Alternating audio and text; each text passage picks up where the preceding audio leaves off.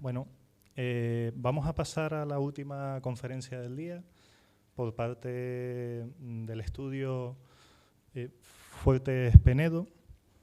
El estudio Fuertes Penedo tiene sede en A Coruña y en Vigo. Fue creado en 2015 por Iago Fernández Penedo y por Óscar Fuentes do Pico, y está dedicado a la arquitectura, el diseño, la investigación y la producción cultural. Su trabajo ha sido reconocido tanto nacional como internacionalmente, siendo galardonados con los premios del Colegio de Arquitectos de Galicia en la categoría de rehabilitación, en la 15ª Bienal Española de Arquitectura y Urbanismo en la categoría de Obras de Arquitectura y Urbanismo, o en la categoría Heritage de los Young European Architects Awards del año 2020. Iago Fernández Penedo es arquitecto por la ETSAM en 2009. Entre los años 2001 y 2003 realiza estudios en la Escuela Técnica Superior de Arquitectura de A Coruña, realiza el posgrado de especialista en diseño y tecnología de viviendas industriales en la ETSAM en 2010 y el International Wood Program de la Aalto University en Finlandia en 2013. También realiza el Máster en Ingeniería Estructural de la Madera en la Universidad de Santiago de Compostela en 2014.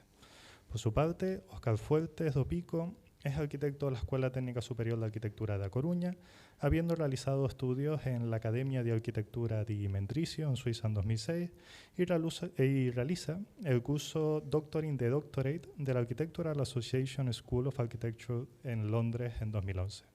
Es doctor arquitecto por la Universidad de A Coruña en 2015, con premio extraordinario con la tesis La carpintería de Ribera en Galicia, la recuperación de sus arquitecturas, publicada a su vez por la Xunta de Galicia en 2016 y premio de la 14ª Bienal Española de Arquitectura y Urbanismo en 2018. Desde 2019 compagina la labor profesional con la docente como profesor asociado en el Departamento de Proyectos Arquitectónicos, Urbanismo y Composición de la Universidad de La Coruña. Fuertes Penedo, bienvenido. Les paso la palabra. Muchas gracias. Vale. Bueno, lo primero, agradecer a todos, Alejandro, Domingo, el resto del equipo del colegio, el poder estar hoy aquí. Para nosotros es un placer, la verdad. Sí, la verdad que muchas gracias por la invitación.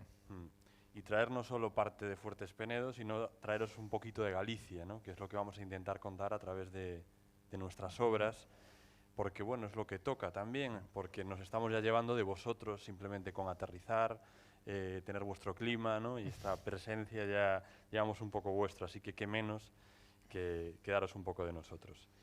Herencia, contexto y percepción, ¿no? Creíamos que era interesante que el título pues empezara a decir lo que queremos un poco, indagar. lo que vamos a ver y un poco como esos principios o lugares comunes de los tres ejemplos que vamos a enseñar. Interesantes en un foro como este, por supuesto hablábamos antes, ¿no? De lo importante que es volver a juntarse, reunirse y hablar, ¿no? Después de esa etapa que hemos pasado, y por lo tanto para nosotros también importante marcar los conceptos principales, ¿no? Pero casi como un boomerang. Nosotros los decimos, pero queremos también después participación, debate o reflexión sobre ello. Bueno, Canarias tiene costa, pero Galicia también, y tenemos mucha, ¿no? Entonces es lo primero que queríamos casi como destacar, ¿no? Y algo que está presente en toda nuestra obra y en nuestro modo de investigar, ¿no? Somos del litoral. Es verdad que existe una tradición importante en la Galicia del interior, la Galicia más potente, más rural, pero también existe una herencia cultural propia en esta Galicia del litoral, ¿no? Si hablamos de que somos o que hemos nacido en Ferrol o que ahora estamos en Coruña, que somos de Vigo o de diferentes pueblos, ¿no? Salió Boiro también hoy por la mañana en la conversación. Al final cada uno tiene una idiosincrasia propia, ¿no? Pero al final todos participan de un mismo elemento común, ¿no? Que es la costa y es Atlántico. Si llega a haber alguien aquí de Lugo, diría que también Galicia es cantábrica, ¿no? Al final esto nos va definiendo.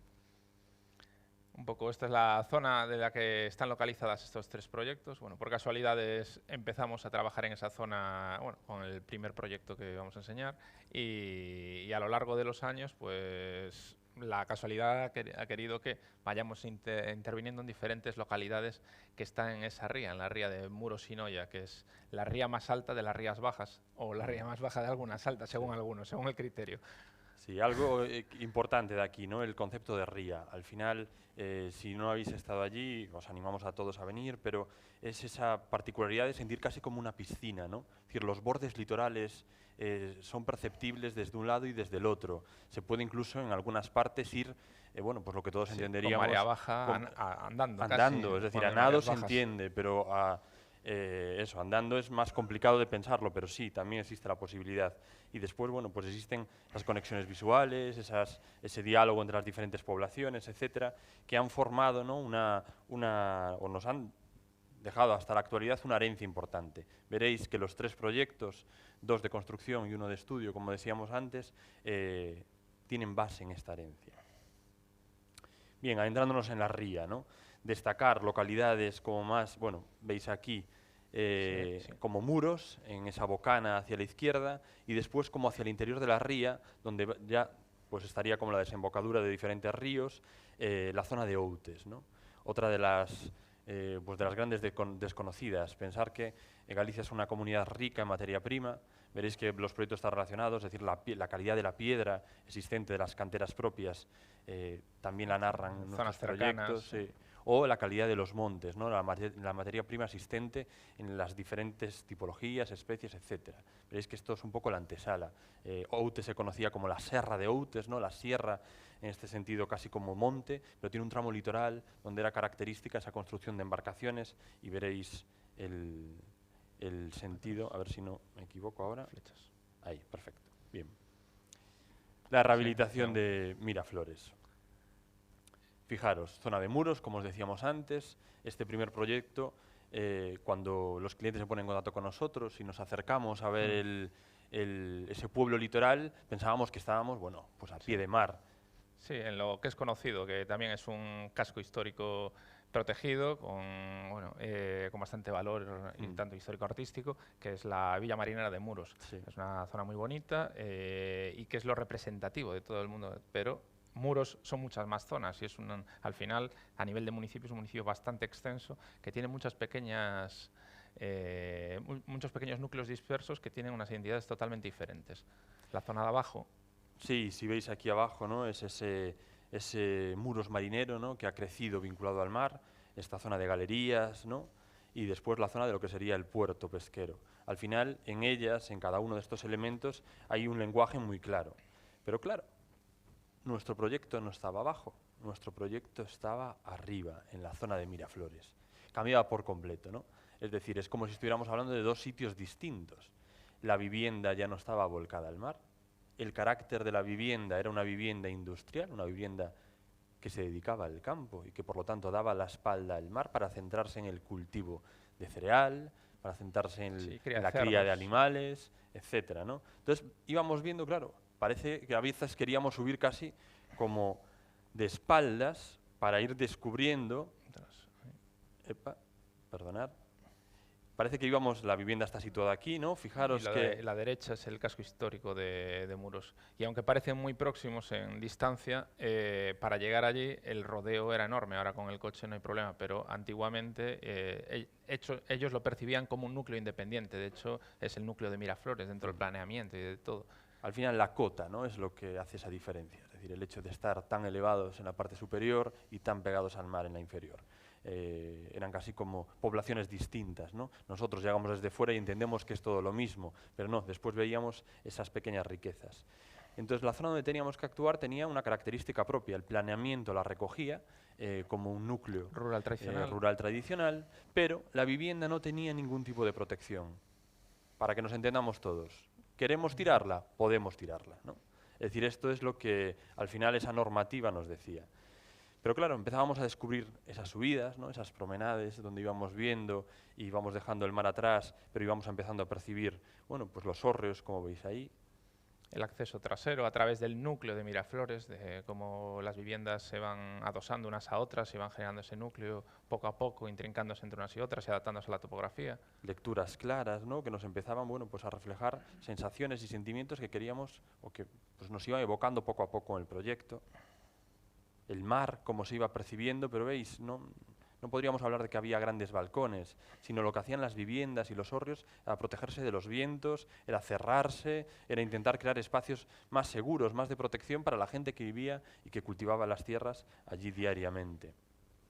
La potencialidad, ¿no?, existente, podríamos hablar de sistemas constructivos, podríamos hablar de un lenguaje propio, ¿no?, es decir, el hórreo como representativo de una etapa determinada y, por supuesto, protegidos también. Y es más, había una herencia traspasada en la historia que nos contaban, donde un hórreo era de una familia, donde el otro era propiedad heredada. Es decir, veíamos que también existía, ¿no?, bueno, pues una herencia cultural que teníamos que por lo menos entender antes de llevar a cabo el proyecto.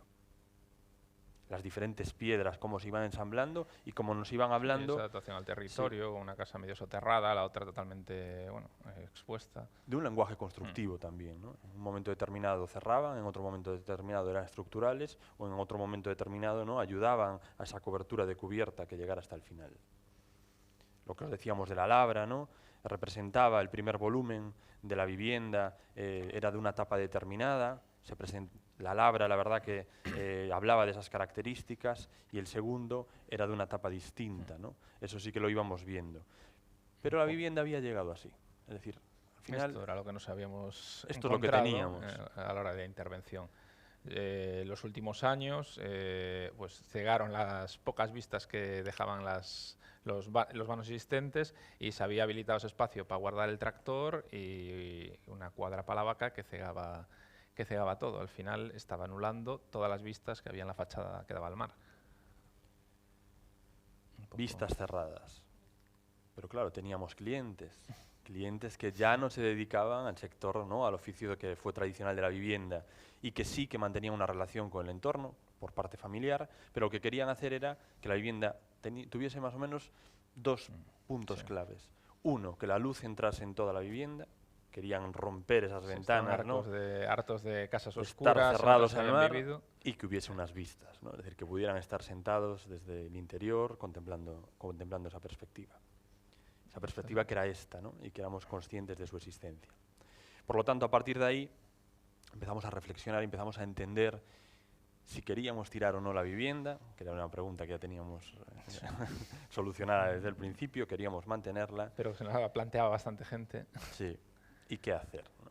Entonces, fijaros, aquí podríamos hablar que vamos desde la esquina superior izquierda hasta el final, ¿no?, aquí en la parte inferior.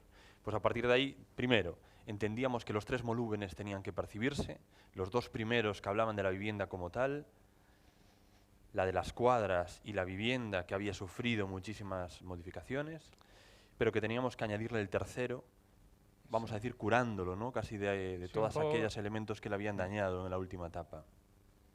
El tema era cómo.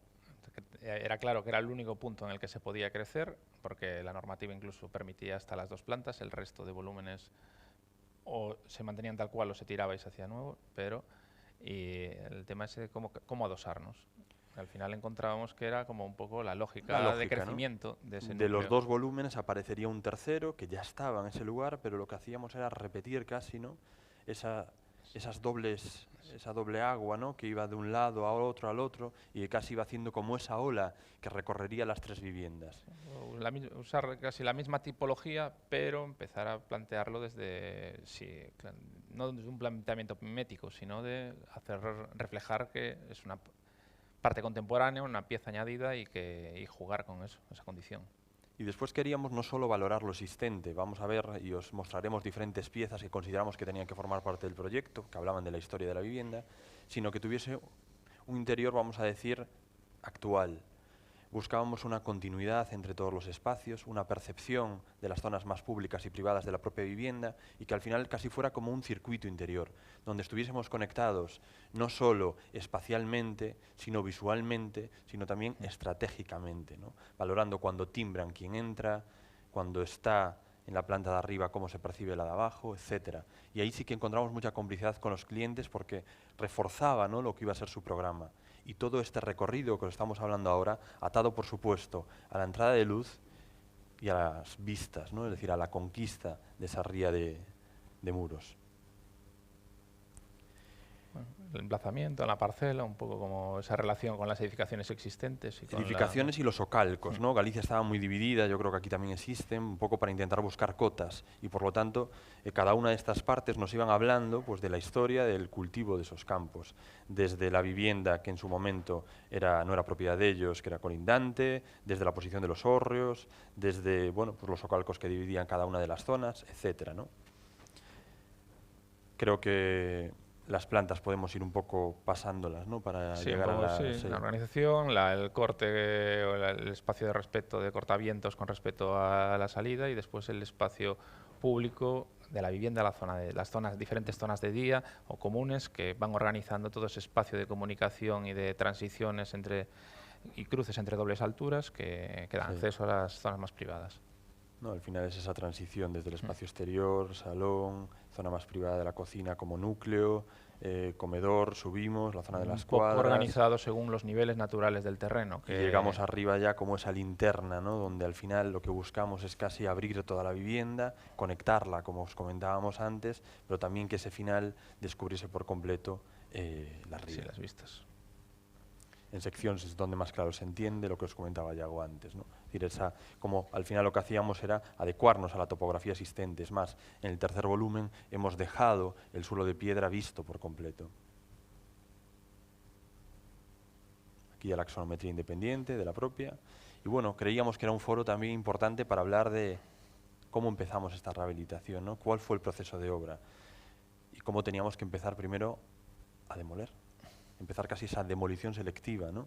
Un poco abrir los pasos, reconstrucción de una fachada que, bueno, por las intervenciones que habían hecho en ella, corría peligro de desplomarse porque ya tenía un desnivel importante, y un poco eso, el avance y las cosas que también nos iban apareciendo un poco durante el proceso de demolición, como son descubrir roca en algunas zonas de la vivienda, como era aquí, o en alguna zona interior, que hizo que se repensase el proyecto durante la rehabilitación. Después empezaban a aparecerse los elementos diseñados, ¿no? Ese volumen, y empezábamos a entender qué relación tenía con el camino, cómo esas sensibilidades se iban funcionando, remando a favor o no de obra, ¿no? Íbamos viendo, bueno, pues esa relación con el entorno, íbamos viendo cómo se iban empezando ese diálogo, ¿no? Entre el material seleccionado, como era el hormigón, con el diálogo con la piedra y esa recuperación existente que era necesaria, puesto que el muro estaba completamente vencido. Un poco como vuelve a aparecer, aparece ese nuevo volumen que dialoga con todas las preexistencias y respeta su escala. Elementos que os decíamos que aparecerían, ¿no? Vemos aquí la fresquera, es decir, lo que a nosotros puede parecer algo habitual, al final tiene una historia específica, ¿no? Aquí se utilizaba con el frío exterior, pues casi como las neveras tradicionales, igual que las zonas de salga, etcétera. Por lo tanto, tenía que volver a una posición central.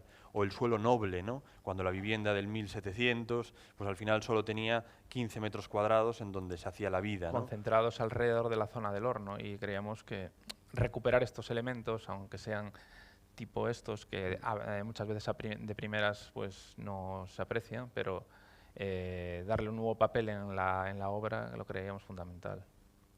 Y la vivienda, bueno, pues va cogiendo esa materialidad, ¿no? Jugamos con el encofrado del hormigón para que tuviese casi como una perspectiva continua, y jugamos también con el acabado, ¿no? Porque os hablábamos antes de como una ola casi que recorriese los 3 volúmenes. Al final utilizamos el material de zinc para unificar como todo este elemento. Sí, un poco también nos gustaba eso, el encaje con el hormigón, con la piedra, el cromatismo, un poco como encaje, y también que a pesar de respetar esa tipología y esa escala de ese núcleo rural, pero intervenir con nuevos materiales, que es posible, y que todo funcione. Y por lo tanto, ahora ya es una batería de imágenes que hablan de la vivienda acabada, ¿no? Pero creíamos que era necesario hablar de lo que os habíamos contado antes, porque si no sería simplemente la imagen la que narrase vuestra interpretación. Entendíamos como el haber escogido la continuidad de ese tercer volumen y esas cubiertas a 2 aguas dialogaban con el entorno en todos sus aspectos, ¿no? Desde las otras viviendas, desde los hórreos. Entendíamos como el camino materialmente seguía siendo el camino tradicional del núcleo rural tradicional en el cual nos habíamos encontrado, y como el volumen de hormigón remetido y con nuevas aperturas dialogaba también desde una perspectiva contemporánea, ¿no? De una perspectiva de hoy. de nuevo la unidad de esas cubiertas como refuerza que se lea que ha sido como una intervención unitaria. Y como algo que veíamos desde interior, abrirnos hasta el exterior, cobraba otro lenguaje. Se convertía en una linterna para el resto del pueblo y empezaban a ver casi como esas denominadas por ellos galerías, ¿no? Pues empezaban a tener un diálogo cuando la luz se enciende. Y como la parte trasera, intentábamos jugar con la normativa lo máximo posible para que desaparecieran los canalones y para que algo tan sencillo como era, hay 1,20 m aquí, hay un faldón mínimo, pues que el agua al final recorría el camino, lo limpiaba, lo lavaba, y era algo sencillo, ¿no?, de entender en momentos de antaño. Hoy la norma nos decía obligatoriamente que ahí tenía que aparecer un canalón, o sí. Por suerte, hablando con el técnico municipal, pues al final se llega a entender, y veía que nosotros también las piezas que aparecieran tenían que estar pensadas, tenía que ser una pieza más del diseño del proyecto. La vivienda sensables en volumen es casi como que nace o se orada, según como lo mires, de los otros 2 volúmenes. Sí, un poco el criterio es respetar en los volúmenes originales, respetar los huecos existentes, y en este nuevo volumen pues tomarnos esa licencia y huecos de mayor dimensión que van con el carácter de mirador que tienen. La luz, por supuesto, si era una de las normas de contrato y teníamos que cumplirla para que nos pagaran, teníamos que jugar también con esa iluminación cenital que para nosotros era importante. Veis que en cubierta se perciben, esta imagen es difícil en la vivienda, pero lo veréis ahora en el interior. La iluminación es, a veces lo denominamos como una obsesión, pero bueno, es algo que para nosotros cuanto menos se vea mejor. Creemos que tiene que formar parte del espacio, de una perspectiva distinta, ¿no? Integrarla en la arquitectura, casi que desaparezca esa iluminación en la mayoría de los elementos y que limpiar esos techos de cualquier elemento, sí, de que para nosotros, claro, cuando es en hormigón se piensa, cuando es en piedra es más complicado, ¿no? Es decir, como veis, la entrada también aparece la tiralez encajada en la propia piedra.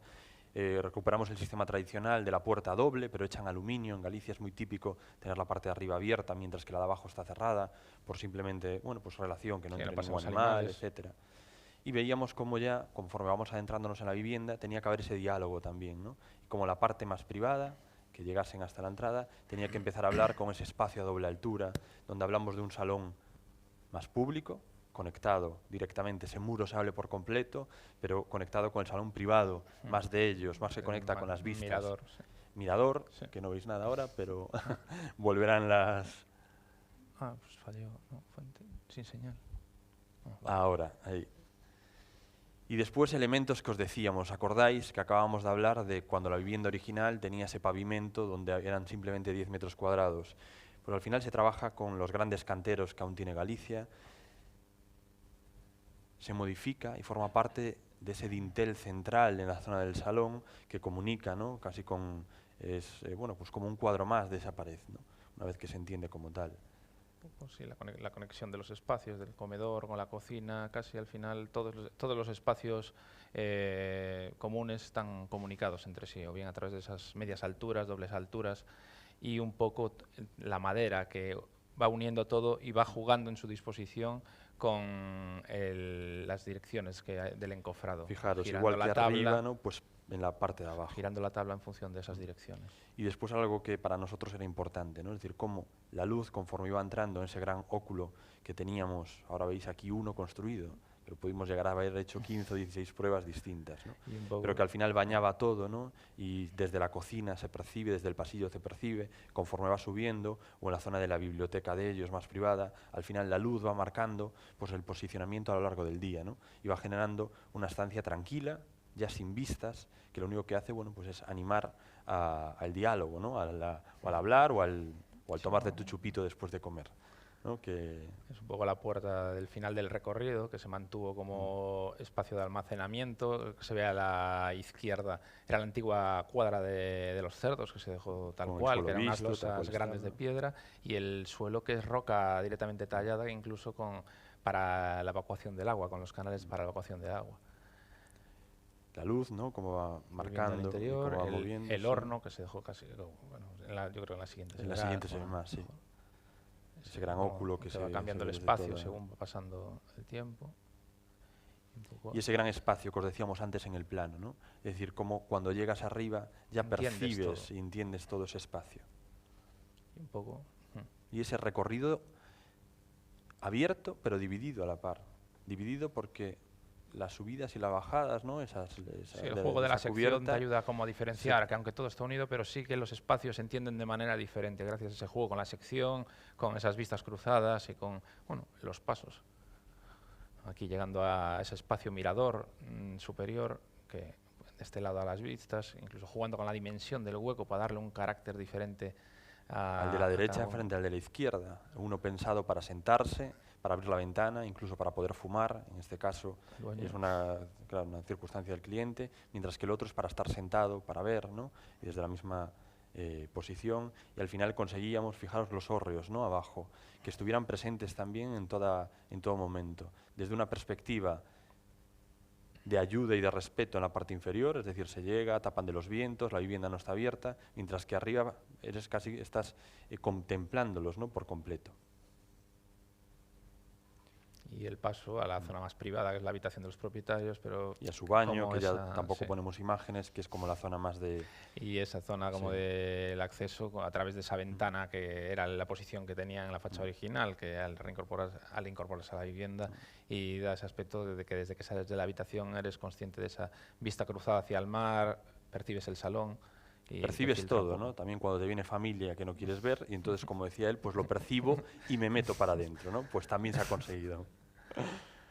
Y hoy tenemos que deciros nada, simplemente 2 minutos para poder pasar al siguiente, que la vivienda la acabamos en el 2018, sí. Y en la actualidad estamos prácticamente acabando. Se metieron a la compra de las otras 2 pequeñitas. Que eran las ruinas que se veían antes, finalmente, que bueno, se animaron a rehabilitarlas para su familia y poco a poco quieren ir haciendo una ordenación total de la parcela, recuperando pues esos aterrazamientos originales y poco a poco completando la ordenación de todo el conjunto.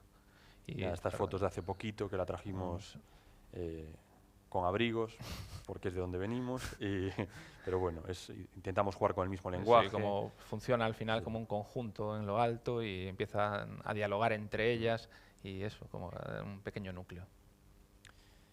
Perfecto. Entonces, después de contar esta vivienda de muros, queríamos aprovechar esta oportunidad para, como os decíamos antes, seguir esas obras que tenemos en la zona de la ría de Muros y Noia, pero claro, todas relacionadas con la rehabilitación. Nos parecía interesante, sabiendo también los temas, ¿no?, tan interesantes que expuso antes el decano, como por la mañana nuestra compañera, pues hablaros de uno muy específico para nosotros, que fue el estudio del borde litoral desde la Ensenada de Boña a Punta Barquiña. ¿Por qué era importante? ¿No? Fijaros, si Muros antes estaba aquí, estamos yendo ya al final de la ría y estamos yendo a un área concreta, desde donde está el cursor hasta aquí. Era el estudio de ese borde litoral. En el año 2018 también, sí, nos lo encargó el gobierno de Galicia. Un poco ahí con la obra que teníamos en Muros. Aprovechábamos la dirección de obra también. Pero bueno, era importante porque es un tramo de costa muy pequeño que define... Ahora, es un tramo de costa muy pequeño que definía o que tenía una cantidad de patrimonio marítimo que estaba, vamos a decir, completamente olvidado, ¿no? Y que había una historia que ese borde litoral modificado narraba, que no se había leído aún, que la gente del litoral, de allí, de las comunidades litorales, la conocía, pero que no había traspasado. El plan general hablaba, perdona que te corte, Yago, pero por acabar, el plan general hablaba de unos elementos, vamos a decir 6, y en ese tramo simplemente hemos llegado a 22 piezas que hablaban de eso, pues de un sector característico. Sí, muchas de ellas, que a colación de lo que acaba de decir, estaban pues sepultadas por la maleza o como ya los últimos 40 años habían estado en desuso, prácticamente eran ruinas que, a no ser que hablases con gente mayor de la zona, ya la mayoría de la gente ni se acordaban para qué eran esas construcciones o a qué se habían dedicado. Fijaros, al final habla de nuestra herencia, habla de nuestro pasado, habla de nuestras gentes del litoral, de nuestros antepasados y del crecimiento de un pueblo. Y llevan 40 años abandonadas. Es decir, entendíamos que, por supuesto, que teníamos que, no voy a decir la frase dar un golpe encima de la mesa, pero entendíamos que teníamos que empezar a proteger un patrimonio que habla de la Galicia litoral y que tiene la misma importancia que otros, ¿no? Pues por lo tanto, ¿qué había que hacer? Trabajo de campo. y empezamos a recorrer, por supuesto, con unos parámetros característicos, ¿no? La importancia de la ficha y la importancia, como veis aquí, del dibujo a mano. Nosotros queríamos volver a narrar esa sensación, ¿no? Que veíamos y descubrir esas piedras, de ver cómo, claro, lo importante, cómo sube y cómo baja la marea y cómo esa construcción creada para un oficio determinado empieza a percibirse de forma distinta. El porqué de ese borde litoral, por qué se había modificado. Por carpinterías de ribera, es decir, empresas de construcción de barcos de madera, por fábricas de salazón, es decir, empresas que se dedicaban cuando aún no existía la conserva, por rampas que hablaban de la relación directa de los marineros con el litoral, por casetas de pescadores que hablaban de las mariscadoras del lugar que iban y que siguen yendo a día de hoy a mariscar. Si hablamos en términos económicos o macroeconómicos casi, solo esta zona hablamos de millones de euros en cuanto a la extracción, ¿no? Y el cultivo del marisco. Entonces, por lo tanto, hemos llegado hasta aquí, pero ¿qué pasaba con nuestro pasado? Y así fue. Empezamos a descubrir, empezamos a ver la relación que tenía pues, con el sector do Freixo, ¿no? Que está prácticamente enfrente de esta zona más actuales. Y donde hay industrias que han evolucionado y que conviven, ¿no? Como veis ahí, donde grandes barcos se construyen a día de hoy, donde hay piezas como en la parte de atrás está la lonja, está el puerto pesquero, pero hay pequeños elementos que sin pena ni gloria siguen utilizando y hablaban de nuestro pasado, ¿no? Hablaban de un sector que sigue estando presente hoy, que por lo tanto tenía que defender su pasado, y vais a ver como en las diferentes imágenes, que tampoco podemos alargarnos mucho para poder acabar en la siguiente, eran piezas que hablaban de una manera característica de entender el territorio. Es decir, podrían hablar casi como de un equilibrio costero, ¿no? Es decir, cuando se hace esta construcción, se hace desde una perspectiva del respeto. ¿Qué pasaba con las actuales? Pues que desde la perspectiva del ingeniero, ¿no? Se hacía una gran escala, cumple una función lógica y coherente, pero desde otra perspectiva completamente distinta. Mientras que había estas, que no podemos decir en qué año se ha creado porque no existen ni fotografías, el vuelo americano de 1956 la refleja, por supuesto, pero esto nos vamos a mucho más, que ya tenían su uso, tenían sus rampas, que se denominan la doca do Freixo, y donde se siguen hoy funcionando a la perfección cuando sube y cuando baja la marea. Arquitecturas que hablan también de la construcción de las bateas y que por lo tanto son elementos casi como entre medio de la subida y la bajada de la marea, y como por lo tanto pasaban casi como si pena ni gloria, ¿no? Rampas que casi ni se percibían. Y cuando empiezas a dibujarlas, detrás de estos árboles hay dos edificaciones en piedra que eran antiguos astrilleros, que hoy pasan desapercibidos por completo en el paisaje. Pero claro, ¿por qué el paseo marítimo solo ha llegado hasta aquí? Ahora lo entendíamos, es decir, había algo ahí que tampoco se podía tocar. El astillero de Becerra, como veis, parece ser que había 5 generaciones de familias que habían emigrado a Cuba y que ya construían embarcaciones tradicionales y que se mantuvo en pie. Hay unas imágenes preciosas que hablan de 1960, creo que es la última, donde el astillero estaba completamente en pie, donde era una mezcla de construcción de piedra y de madera, y en los últimos 20-30 años se echó a perder por completo. Cuando baja la marea es casi claro, como un espacio de relación donde se puede cruzar. Pasar en esa ensenada de un lado al otro. El astillero, que es la obra que hemos tenido el placer de poder rehabilitar, veréis la foto posterior, para no entrar más. Los amarres, la zona desecada que aquí no se ve, pero está muy próxima a la otra. Sí, están prácticamente unidas. Una zona súper rica en este tipo de construcciones. Los amarres, las casetas de pescadores, es decir, al final estaban construidos por nuestros propios coetáneos, o los espacios de acuicultura. Es decir, cuando todos entendemos el catastro y cuál es nuestra parcela en tierra, existe lo mismo, y cuál es nuestra parcela en el mar, ¿no? Y cómo cada una de ellas va teniendo, bueno, pues desde diferentes tipos de cultivo. Listo. Sí. Y bueno, esta última parte, vamos a hablar, como adelantaba Óscar, es una rehabilitación que hemos acabado, bueno, el final de obra hace unos meses. Sí. De hecho, no se ha inaugurado oficialmente, y es el astillero tradicional de Ciprián, que la verdad que, bueno, ha sido una gozada poder realizar la obra, y bueno, ahora veréis. Está justo donde hicimos el estudio, ¿no? Que era este área, una de las piezas era el astillero Ciprián. Contexto. Bueno, pues como os decíamos antes, no solo se habían catalogado estos elementos, sino que una parte previa, mi tesis doctoral relacionada con las carpinterías de ribera, una de ellas era esta. Y Galicia llegó a contar con 150 instalaciones como la que habéis visto en madera y como la que veréis ahora en las fotos. De esas 150 instalaciones a lo largo de toda la costa, en el 2008 quedaban en pie 12. Y en el 2018, 18-19, quedaban en pie 10. Es decir, el tiempo jugaba a nuestra contra por completo. Por lo tanto, era casi un mecanismo que teníamos que entender cómo actuar y qué hacer. Uno de los últimos ciclones que tuvo Galicia lo que hizo fue destrozar los 3 primeros pórticos de esta edificación, ¿no? Esta es una imagen del vuelo americano. Aquí ya os decía antes la relación entre las diferentes construcciones que os decíamos, ¿no? Pues fijaros, el astillero Becerra del que hablábamos, la rampa doble, que es una rampa en pliedra preciosa, pero bueno, que ya aquí no hay lugar. El astillero, esta imagen es del Plan de Ordenación del Litoral Gallego y es del año 2008, aún se mantenía. Los amarres, los amarres antes. Las casetas de pescadores que están aquí, que forman parte todas como de un conjunto. Y esta era la edificación. ¿Con cuántos compañeros hemos debatido que era un galpón? Sí. ¿No? Y percibido casi desde una perspectiva pues dura, ¿no? A la hora de entender quién había levantado esa arquitectura. Si vemos desde esta parte inferior hasta esta parte superior, son 7 metros 35 centímetros. Imaginaos lo que sube después. Se hablaba también de la cantidad y el tamaño de las embarcaciones que ahí se construían. Pero hablaba de detalles. Sí, japoneses no somos.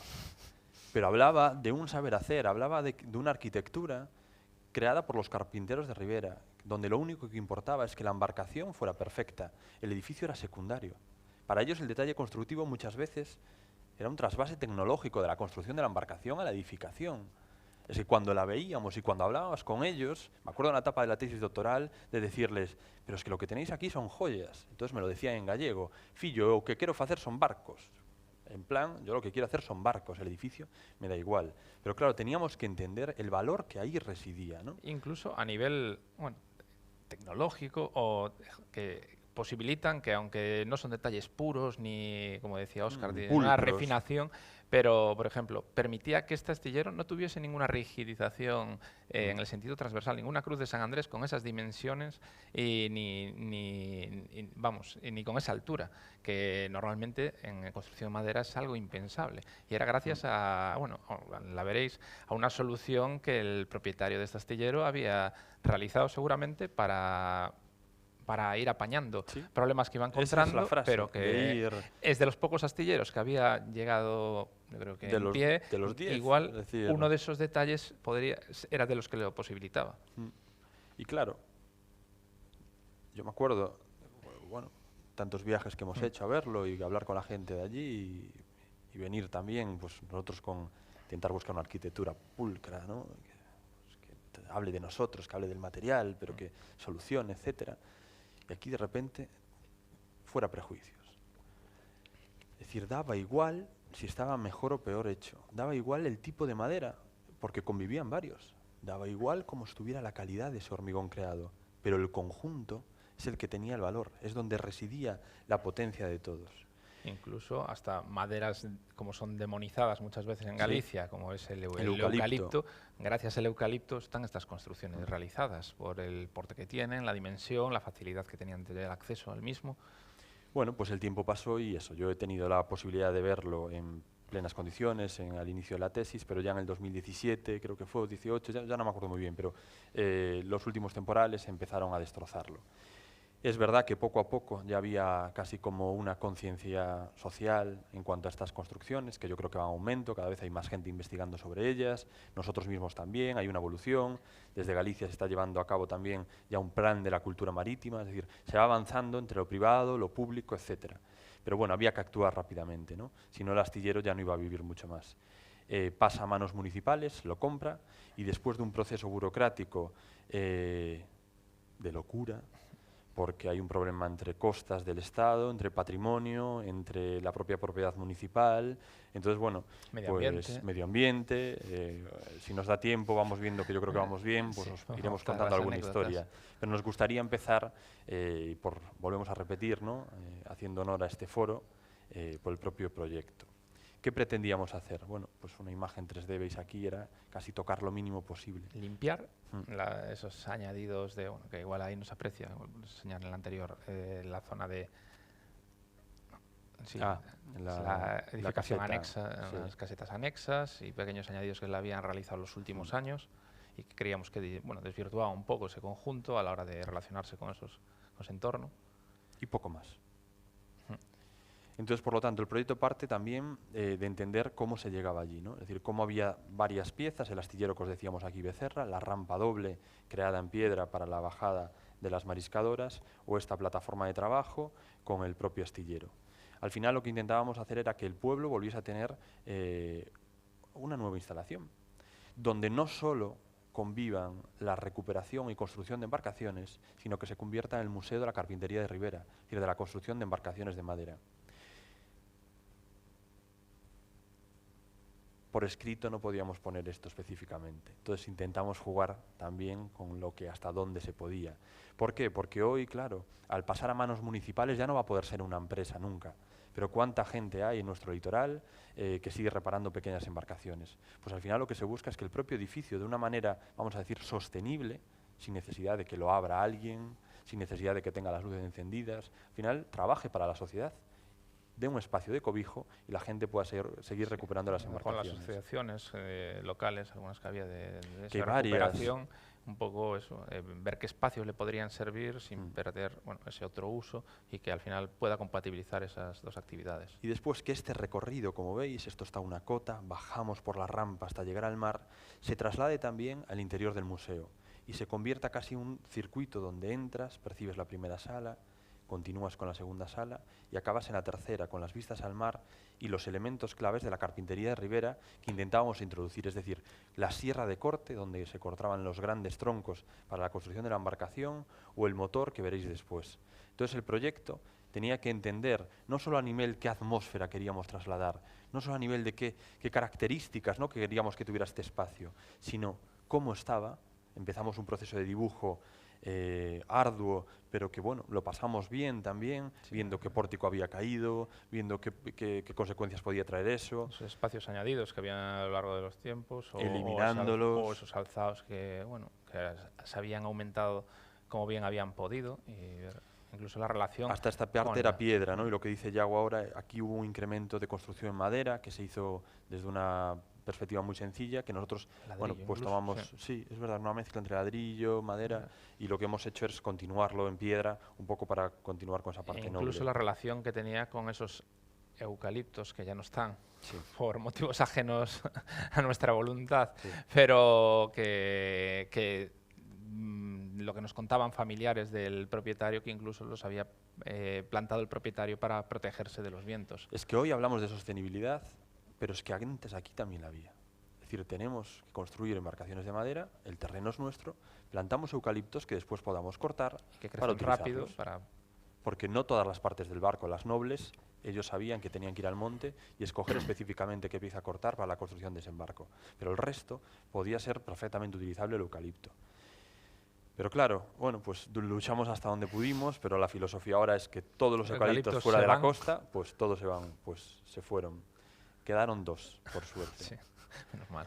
Bueno, dibujamos todo, ¿no? Es decir, teníamos que entender, fijaros, y todos vosotros sois profesionales en el sentido de que sabéis lo que es llevar a buen puerto un proyecto. Nosotros aquí no sabíamos cómo iba a estar esa madera, pero teníamos que hacer una licitación pública para las empresas constructoras, con un presupuesto público. Entonces teníamos que dejar partidas. Para una diagnosis ni para un análisis inicial, hubo que partir un poco de cero y después la fase de demolición, plantarnos allí, punzón y pruebas in situ e ir viendo esos elementos uno a uno. Y un poco también lo que aquí comentábamos antes, en relación a la escala, ese detalle que nada ortodoxo de las bases, de esos pilares hechos en hormigón, encofrado in situ, abrazando, que presentaba ciertos fallos, incluso en la evacuación, que había producido que se pudriesen en la base, pero que habían ayudado a generar un arriostramiento, que esos pórticos funcionaban sin ninguna cruz. Les pasaba a otros, ¿no? La madera en contacto con el terreno,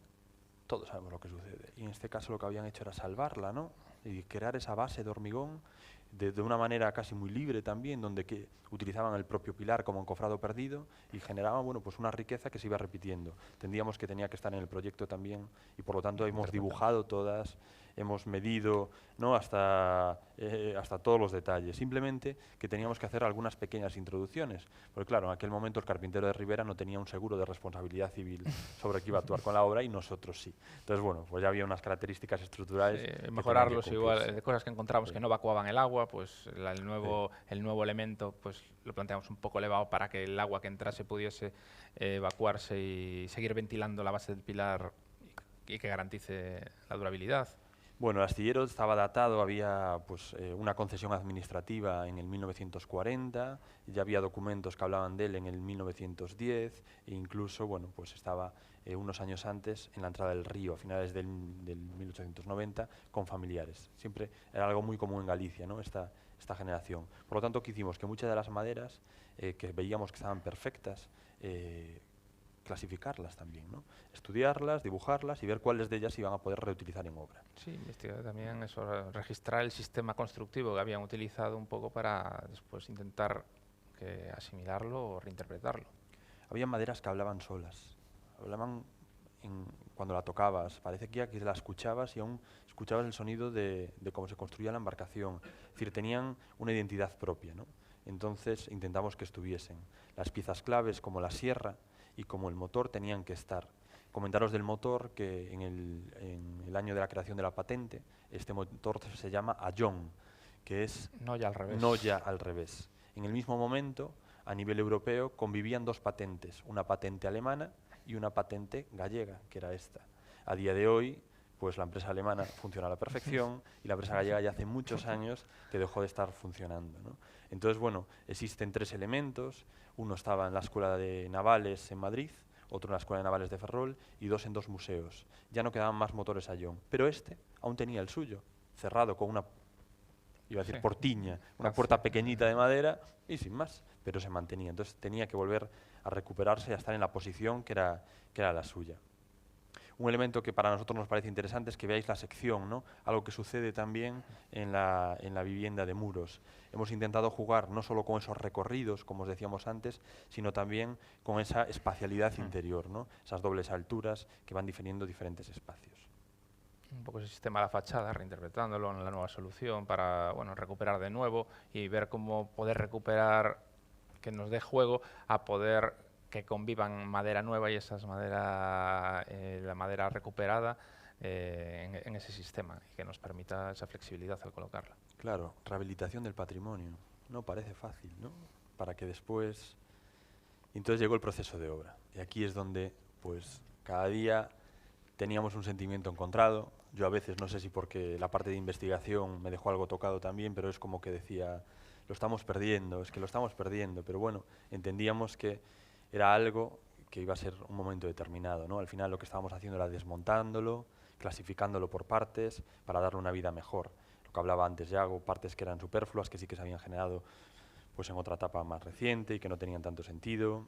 Empezábamos a ver cómo esas maderas... Bueno, esas fachadas que, bueno, importante en estas fases de obra, claramente la constructora quería tirar con todo y fue de las cosas que hubo una gran pelea, porque aparte estaba todo fijado con clavos de fundición de carpintería Ribera, cuadrados que había que sacarlos con pata de cabra y claro, le ralentizaba bastante todo el proceso. Y después, cosa que estaba escrito en la propia licitación. Pero si podían. Y fue un poco hacer pruebas in situ, punzón y comprobando por lotes de tablas cuáles podíamos recuperar, cuáles no, al igual que con las cerchas. Las cerchas fue una gozada, es decir, teníamos muchas dudas y cuando se bajaron con los carpinteros locales y con diferentes especialistas pudimos recuperar todas, menos una que formalmente, ya bueno, porque había diferentes elementos, pues ya no tenía sentido. ¿Qué pasa? Que los nudillos tradicionales, que como veis trozos de tronco haciendo de nudillo, vamos a decir por resistencia, ¿no?, y para que la cercha se mantuviera en el tiempo, se modificaron y se hicieron una doble tabla en taller, ¿no?, y para recuperar la cercha, pero que a mayores supiéramos que... Pero no teníamos esperanza. Cuando se hizo la licitación había como un 30% de cerchas recuperadas y un 70% de ellas nuevas, y la verdad que se pudieron recuperar todas. se trató la madera, entonces bueno, ahí es cuando la sensación de que iba desapareciendo, pero al final surge una pregunta, ¿no? Y una pregunta que nos gusta debatir y que también trasladamos para todos aquellos que no valoraban este patrimonio marítimo, ¿no? ¿Qué sucede? La normativa de costas decía que todas estas instalaciones, una vez que se acababa la actividad, tenían que dejar el lugar como estuviese. ¿Qué historia contábamos aquí? ¿De qué familias hablábamos? Apellidos de outes que hablaban de la construcción de embarcaciones. Embarcaciones que aún siguen viajando por nuestra costa y que siguen estando. Un entorno que se había modificado y que hablaba de sociedades del litoral que durante una etapa determinada habían vivido de una forma determinada. Si borramos, ¿qué hacemos? Olvidar parte de nuestra memoria, olvidar parte de nosotros. Y por lo tanto, ¿qué tiene más sentido? ¿Esto o borrar y construir un paseo marítimo? La relación con la playa, con los embarcaderos, Sí, como el tramo decíamos. nuevo, ese que empieza a aparecer. Y un poco esos arranques reinterpretados, un poco ese elemento que abraza el tronco y permite la evacuación del agua. Y aquí sí, que fueran perfectos. Aquí ya la tabla tenía una dimensión, aquí ya la figura del arquitecto empezaba a destrozar esa riqueza, ¿no? de los primeros encofrados. Los pilares que eran de eucalipto y que... Sí, gracias a bueno, un poco la crisis del último año posibilitó que volviese a ser eucalipto, que bueno, por temas burocráticos al principio no se podía utilizar, pero gracias a la falta de suministros para otras maderas, pues se consiguió recuperar el uso del eucalipto en todos los pilares. Las cerchas ya recuperadas, faltaba simplemente, nada, se lijaron un poco, se miraron, porque claro, había grietas y las grietas llevaban ahí una vida y continuarían estando, y continuarán estando porque siguen allí. Simplemente se les reforzó con el nudillo que lo veréis posteriormente en obra. Un poco lizado de esos Sí. pilares, con Como- los dos carpinteros, que es algo que queremos destacar porque son dos carpinteros locales de Outes y fueron los que hicieron el 85-90% del trabajo de ese astillero. Sí. Es una pasada. Y aparte súper dispuestos siempre a Superdispuestos. recuperar esas cerchas. Claro, cuando se le planteaba, eran, claro que sí, hombre, eso... Sí. Y como no, nietos y sobrinos de antiguos constructores de embarcaciones. Es decir, al final hablan de la zona donde están. Entonces estaban encantados también, fue un trabajo duro. Aquí la recuperación, todas las cerchas ya introducidas con ese nudillo, menos la cercha nueva que hubo que rehacer porque ya no cuadraba con la Está anterior. rota. La instalación empezaba a coger forma y aquí querría simplemente pararme un segundo, ¿no? Para que veáis estos troncos. Bueno, simplemente dar un dato de lo arduo, ¿no? De cuando las tramitaciones son con Madrid. El sistema de secado tradicional de la madera para la construcción de los barcos es en el agua. Es decir, esas maderas llevaban ahí desde que falleció el carpintero de Rivera. Es decir, sabemos que desde el año 50 mínimo habría. ¿Qué pasa? Que es donde mejor secan, donde mejor se adecúan al medio donde la obra no viva y muerta va a estar. Por lo tanto, era el sistema tradicional. Cuando el informe de medioambiental llega de Madrid, dicen que paremos porque este astillero ya ha caído y ya está invadiendo lo que sería el estuario del río Tambre, protegido a nivel nacional desde el año 2001. Entonces, claro, no pasaría nada si esto fuera automático, pero es un año de contestación y otro año de respuesta, donde dicen, ah, sí, bueno, perdón, no lo ponen, pero dicen, continúen ustedes, ¿no? Entonces, claro... ¿Y el murciélago? Otra, la del murciélago, sí, sí, sí.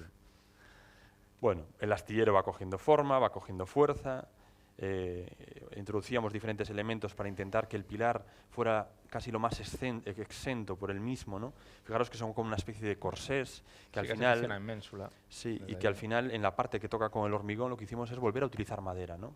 Es decir, ahí madera contra madera, ¿no? Casi que era como la idea, retacar sí, y que permita el movimiento del pilar o incluso el día de mañana una sustitución, ¿no? Es decir, pensado desde una parte muy flexible. Y el astillero, que sí que, bueno, evidentemente no se pudo usar, que era como un entramado de madera, bueno, era un entramado de madera, pero aquí hubo que recurrir pues casi a un entramado ligero para permitir aislar esos interiores y bueno, y cumplir todas las condiciones técnicas que hoy en día hace falta. El retejado, que también iba dando esa materialidad, ¿no? A la cubierta, volvimos a utilizar un color muy similar, hubo una parte de la teja que intentamos recuperar, pero el sistema antiguo, es lo que decía Yago, ya no permitía... Tejas hechas manualmente, que al final no se conseguían adaptar.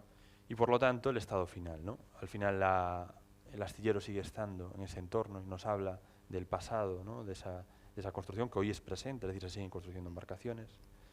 Sigue teniendo una relación directa con las subidas y las bajadas de la marea, perdón.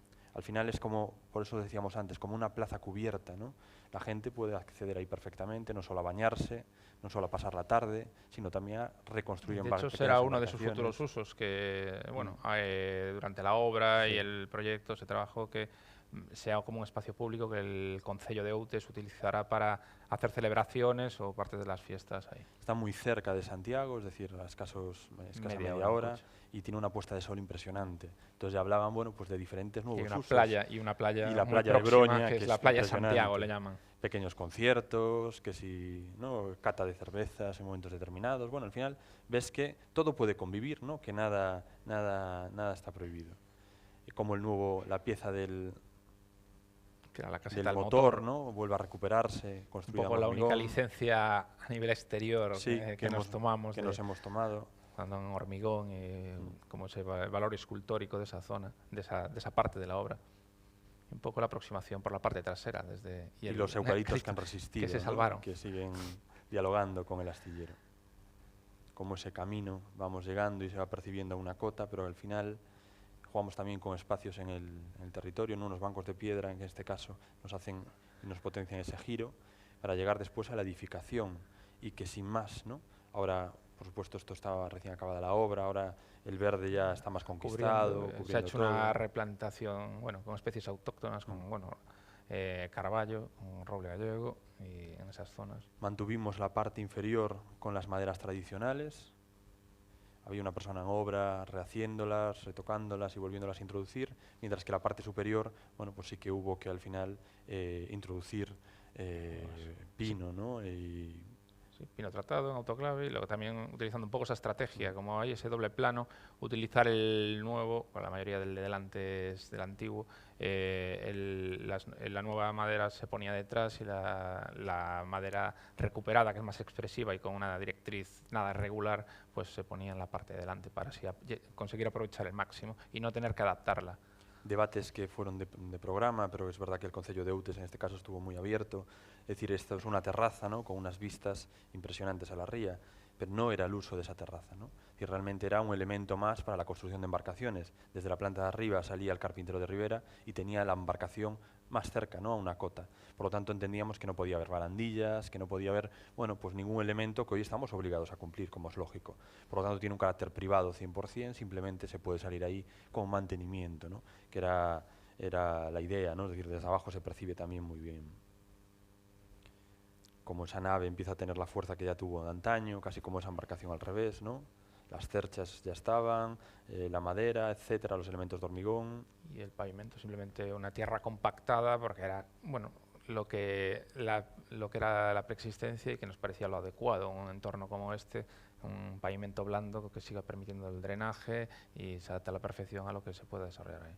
Y yo creo que veis como la marea cuando sube y cuando baja, las fotografías son completamente distintas, ¿no? Es decir, parece que es un entorno súper bucólico desde una perspectiva positiva, ¿no? Cuando la marea está llena, y también, bueno, pues un poco más duro, ¿no? Cuando la marea está baja, porque claro, se genera un espacio abierto por completo.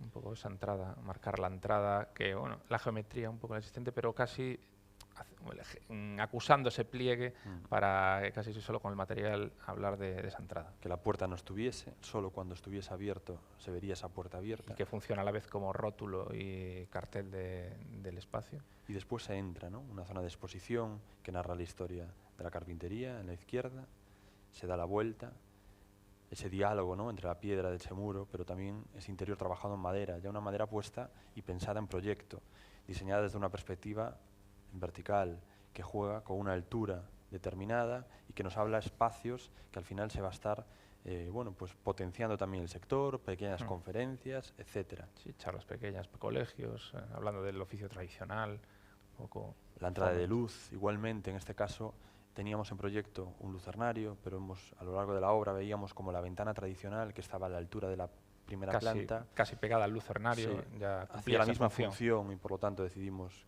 que se mantuviese ahí, donde tú no ves, pero la luz entra y la luz va moviéndose, ¿no? Que es algo que también nos gusta, que ya lo visteis en la vivienda de muros, y donde después continúas por ese otro espacio que te marca la diferencia a la planta superior y la continuidad a la sala de donde estaba ese motor, que ahora ya os contamos su historia, de donde estaba la sierra de corte, donde los troncos entraban tanto por mar como por tierra, y donde vuelve a haber otra vez ese diálogo, ¿no?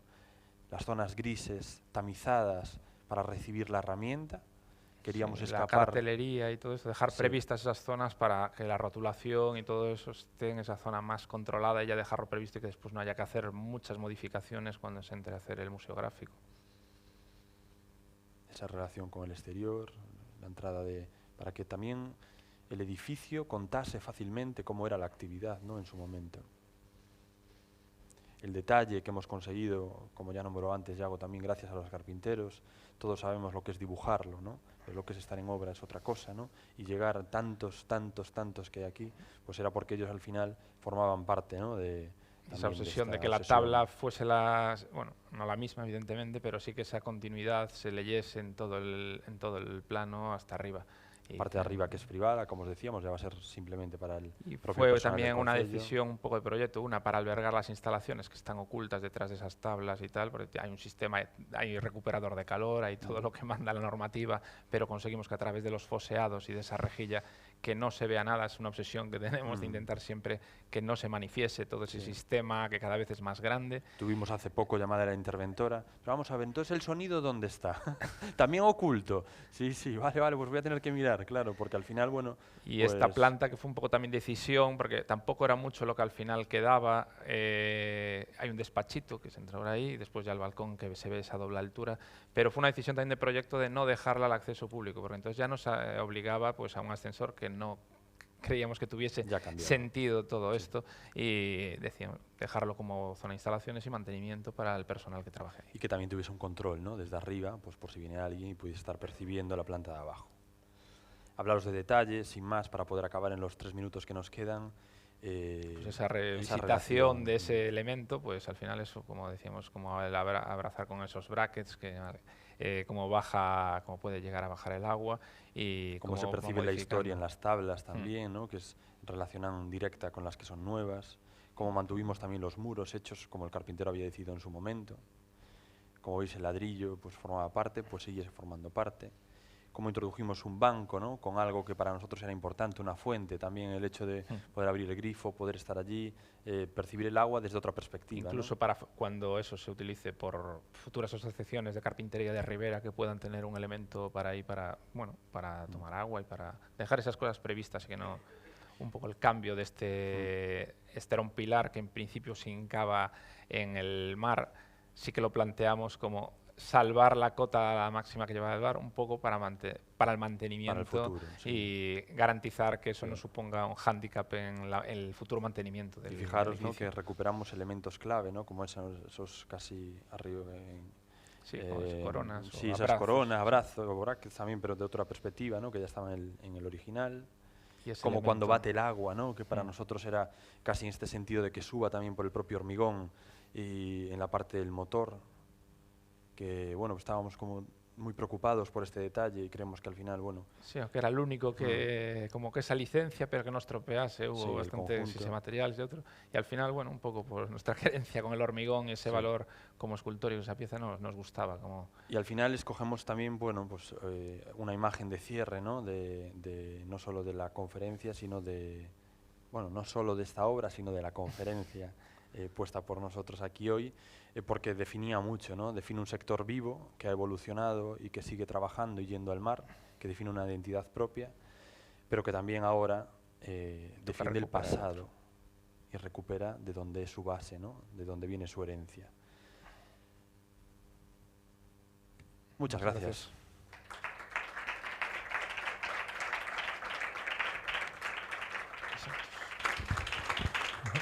Muchas gracias. ¿Alguna pregunta que quieran hacerle al equipo? Vale, pues yo creo que vamos a ir a tomarnos algo, que tenemos una cena bastante abundante ahí fuera. Gracias. Mañana seguimos.